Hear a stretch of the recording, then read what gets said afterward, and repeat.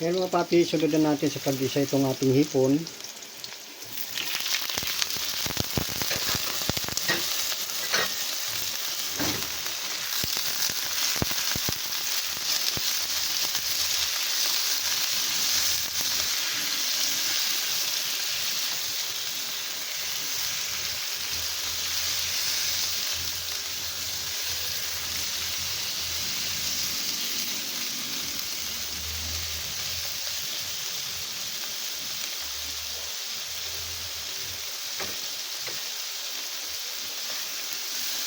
At isunod na rin natin itong ating mga gulay.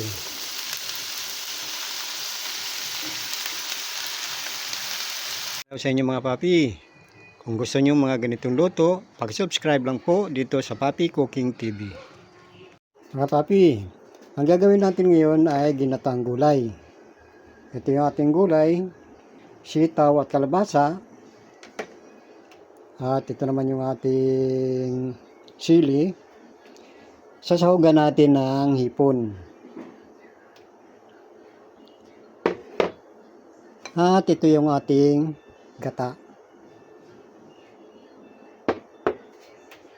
Ngayon mga papi, ang una natin gagawin ay gisa muna natin ang ating mga rekado. Unahin na natin yung ating bawang.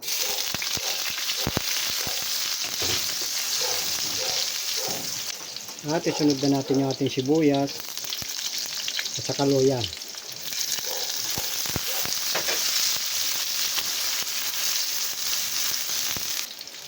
Ngayon mga papi, sunod na natin sa pag-isa itong ating hipon.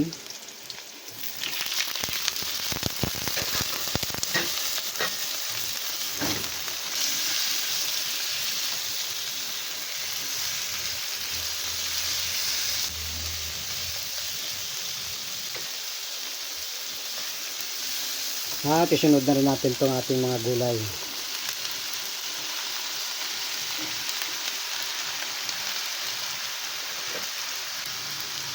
Yung mga papi, sabawan na natin mga lawang tiga.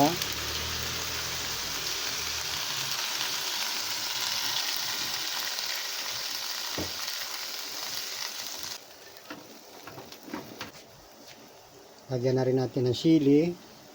Lagyan na natin yung ating pangalawang tiga. Ay yung unang tiga na gata.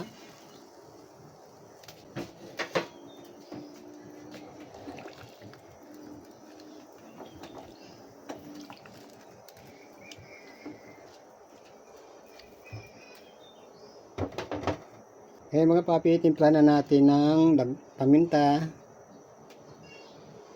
Timpla na rin natin isa't kalahating cubes. Patis.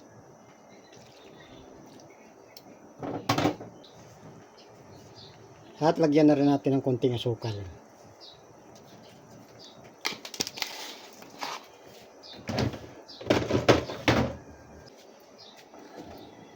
Takpan na natin at hintayin na natin maluto.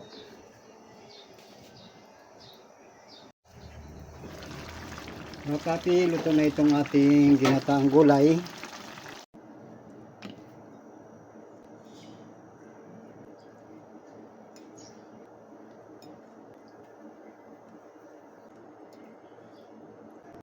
Ito na yung ating ginataang gulay mga papi na sinahugan natin ng hipon. At sana mga papi ay nagustuhan nyo itong ating recipe ngayon.